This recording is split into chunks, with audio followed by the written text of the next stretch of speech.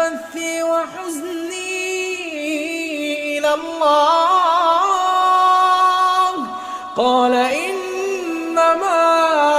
أشكو بثي وحزني إلى الله وأعلم من الله ما لا تعلمون يا بني يذهبوا فتحسسوا من يوسف وأخيه ولا تيأسوا من روح الله إنه لا ييأس من روح الله إلا القوم الكافرون فلما دخلوا عليه قالوا يا أيها العزيز مسنا وأهلنا الضر وجئنا ببضاعة